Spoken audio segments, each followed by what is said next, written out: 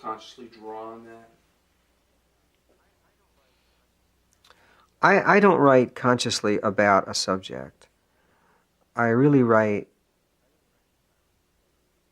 entirely from the subconscious. I don't know what it is that I'm going to write about, and I tend to write about things that are personal.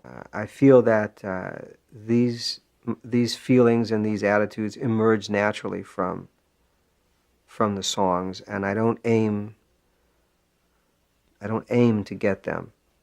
So I'm not on a lyrical sense. I am not a conscious writer. As the lyrics first emerge, I let whatever my feelings or whatever's in my heart, I try and let that come out. On the same subject, am I rambling on too much? There are few songs which offer the same vulnerable intimacy as 50 Ways to Leave Your Lover. In the song, the famously private Paul Simon offers one of the rare moments of insight into his life. In 1975, Paul Simon was 5 years and 2 albums past the breakup of Simon and Garfunkel, the group that had brought him his fame. In the intervening years, he was still yet to recapture the same level of success that he had in his former group.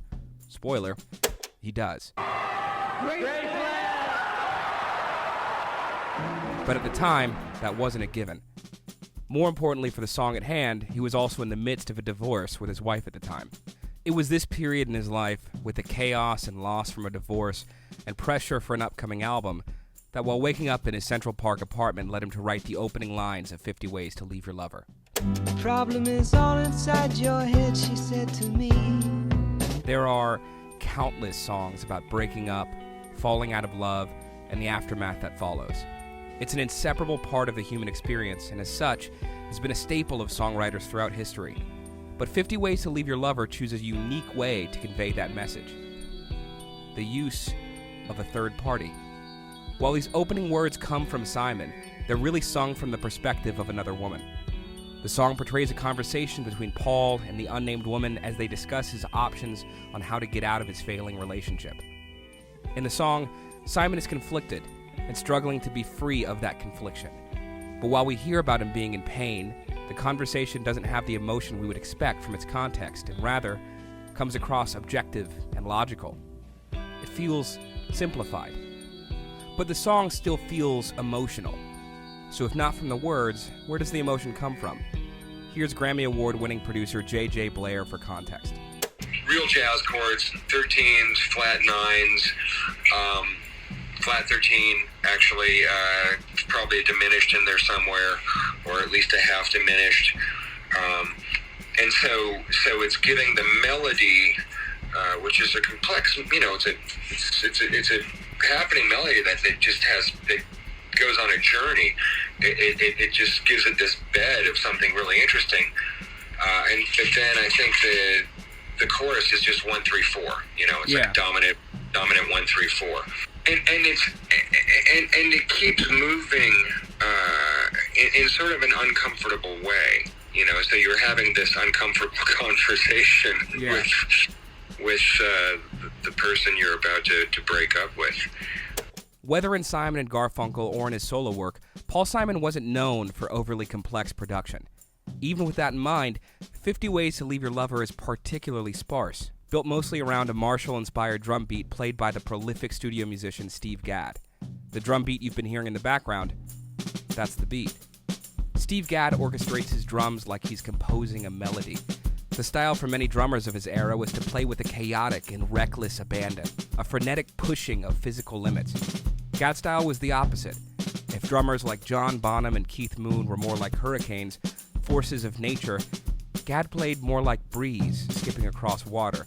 Just as complex, if not more so, but that complexity obfuscated by his tranquility. For him, every note was a calculated decision, and every space was purposeful. For Paul Simon, this was a perfect match. When talking about the recording and writing process of the song, he recounted leaving it sparse in order to avoid the clutter. Simon knew it's actually very difficult to make something both simple and good. 50 Ways to Leave Your Lover is a song stripped to its bare essentials, each element made to be a centerpiece, and each aspect meticulously crafted to do its part to build the narrative of the song. Through the verses, Paul Paul Simon is stuck overthinking his relationship, unsure of the way to move forward. Left with an abundance of options, he doesn't know what to choose. So he runs through them over and over again. He asks, "Can you tell me again about the 50 ways?" This indecision and overthinking is mirrored in the drums and guitar. Just take a listen to the difference in composition of the drums between the verse and the chorus.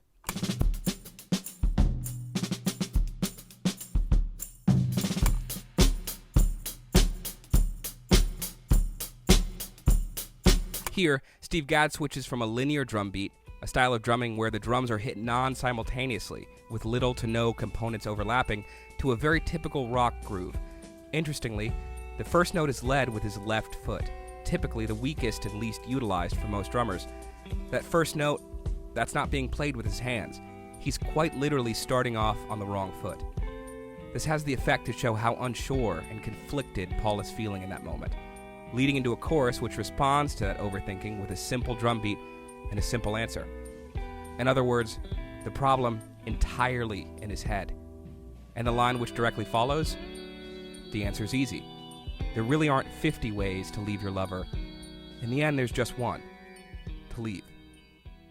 In 1917, in Holland, began the avant-garde artistic movement, De Stijl. It translates to style of the Dutch. It advocated for abstraction through minimalism, a reduction of shape and color to their simplest form in order to convey its message. In fact, a major reason the movement broke up was because of the attempt by one of its founders at introducing diagonal lines into the form. The thought was, by using the simplest forms, it would highlight and give emphasis to them. When reduced to the barest tools, it forces the artist and the viewer to give more meaning to each. A line, blue, white. In complexity, these meanings get blended and become indistinguishable. Sequestered by themselves, however, they take on a new depth. The chorus of 50 Ways drops the rhythmic and harmonic complexity to give a direct answer. It shows all choices lead to the same outcome. All roads lead to the same place. Through a series of playful, almost childlike rhymes, Paul finds an answer. In fact, Paul Simon wrote the chorus while playing a rhyming game with his 3-year-old son. Slip out the back, Jack. Make a new plan, Stan. You don't need to be coy, Roy. Just get yourself free.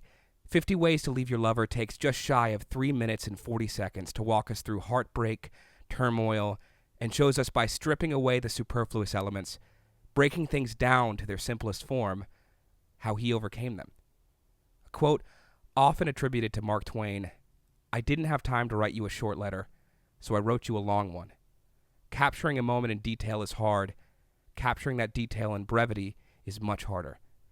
In 1975, Paul Simon took the time to write us a short letter. On the same subject, am I rambling on too much? The problem is all inside your head, she said to me.